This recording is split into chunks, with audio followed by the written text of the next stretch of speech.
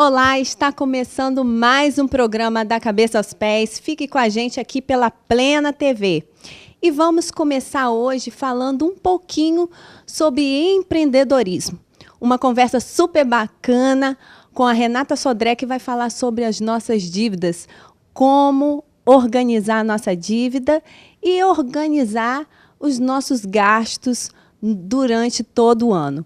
Fique com a gente que também vamos dar um pulo lá no festival que aconteceu essa semana de cervejaria e comida de rua, entretenimento, moda, muita coisa legal. Não saiam daí que agora vai começar o programa da Cabeça aos Pés.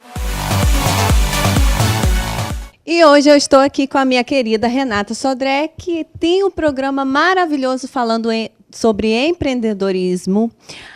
MEI na Rede, não é verdade, Renata? Muito obrigada pela sua participação. Obrigada a você pela oportunidade, obrigada aos telespectadores.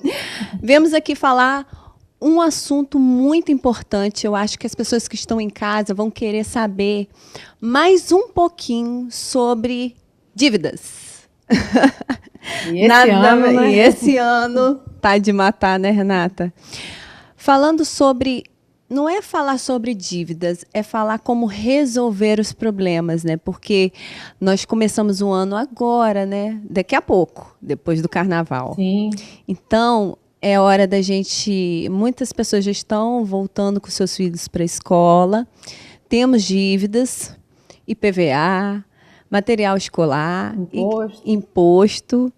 Então, eu queria que você falasse um pouquinho e desse algumas dicas para as pessoas que estão em casa de como a gente se organizar para não se perder. Porque, afinal, tiveram pessoas ano passado que ficaram sem receber o 13º, não tiveram um Natal legal, já começaram 2017 não muito bem estruturalmente. Então, fala para mim um pouquinho... Quais são as dicas que você pode dar para o pessoal de casa sobre isso? Bom, primeiro que normalmente o ideal é se planejar, né? E Sim. Aí nós viemos meio que tombados, né? De 2015 para 2016. Pegamos um ano muito difícil. E aí, mas chegam as datas, né?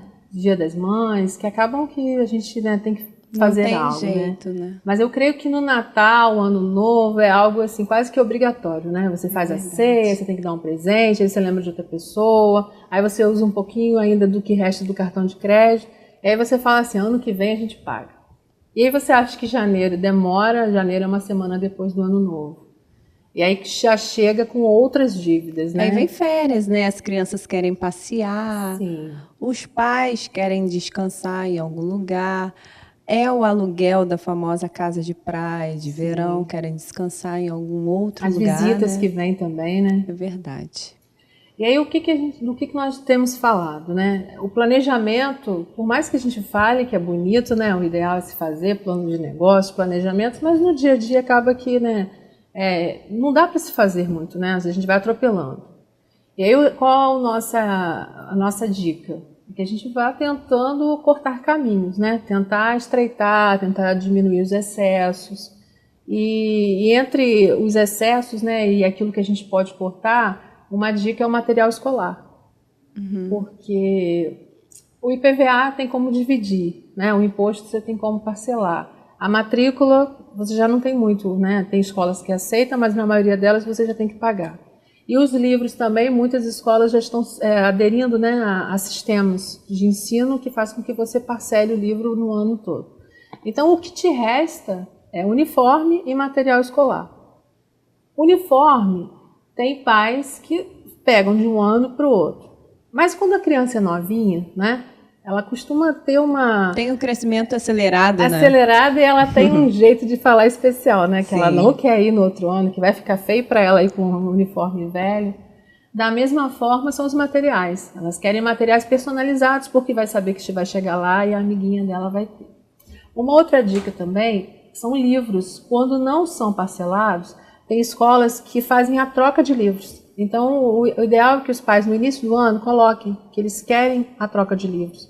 Porque aí, alunos que saíram de um turno para o outro, deixam os livros na secretaria. Que interessante, porque até hoje, o material didático das escolas particulares custam o mesmo valor ou quase semelhante a um valor de livros de faculdade. Sim. É muito caro. Muito caro. Então, uma família que tinha 3 filhos numa escola particular, tendo uma condição classe B, C, eu acho que já fica meio apertado, né? Então, o material escolar está em torno de R$ 1.800 a R$ 2.000. Então, a gente não pode fugir disso. Não. E as crianças exigem muito da gente, né, Renata? Você tem pequenininha, você sabe. Né? E aí, qual é a dica? Produtos personalizados, né? É o que elas pedem. Então, que vocês comprem o básico, né? O livro, a mochila, ou a agendinha, algo que a criança vai ficar com ela, né? O material de uso da criança. O pessoal, né? E aquilo que vai ficar na escola junto com os demais, então que compre livro. Compre, né, sem ser personalizado, porque há uma diferença enorme no preço. E como o convívio é coletivo, então às vezes a criança mesmo não vai nem usar o lápis que a mãe comprou, né, que teve aquele cuidado. Então o ideal é que haja isso, haja aquilo de uso próprio, seja personalizado, né, etiquetado pela criança e as demais coisas fiquem. Uma frase que eu sempre ouvi de um grande amigo, ele virava para mim e falava: não deixe as suas vaidades superarem suas necessidades. Então, muitas pessoas hoje, eu tiro como exemplo, às vezes a gente cai na tentação de ver daquilo que a gente não precisa e cai depois na realidade do que a gente merece, que a gente realmente merecia. Sim. Que é a consequência, né? Que vai o valor da dívida. Falando mais sobre outro assunto, quais são os quesitos principais para nos mantermos equilibrados durante todo o ano? Essa é o verdadeiro enigma, né? Como continuar equilibrado ou como tentar ser um pouco equilibrado, né? Principalmente mulher, porque eu trabalho com cosmética também e eu sei que a mulher sempre foi muito vaidosa. Só que agora a vaidade foi ao extremo, né? As pessoas estão muito mais do que antigamente. Os homens agora começaram a concorrência. Então, esse mundo da vaidade também eleva também esse limite de gasto. Então, qual é a sua dica também para a gente manter equilibrado, gastar menos?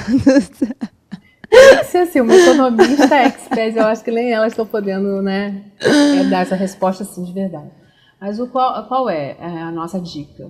Justamente essa. Se você vai comprar 3, 4 peças, que você venha, né, escolher a melhor, né, a que você mais gostou. Sim. Sobre o material escolar nós já falamos. Agora, voltamos do carnaval e o que a gente tem que fazer? Se a gente está gordinho, né, e aí a gente começa a pensar, não, vamos entrar então para fazer, né, cirurgias, vamos fazer os processos de drenagem, que isso seja assim, pensado como supérfluo nesse primeiro momento, né, que haja primeiro a organização dentro daquilo que é básico. Sim. Porque se você começar a gastar o supérfluo nesse ano que a gente ainda não tem muita possibilidade de, né, expectativas, já vai começar numa situação onde já não tem mais, né? O cartão de crédito já não vai ter mais limites, e aí a gente vê as depressões, porque as depressões vêm disso, né? Vem de um comércio que te vende algo que você não pode comprar, seus amigos estão comprando e eu não quero ficar para trás, e aí você começa com outro processo.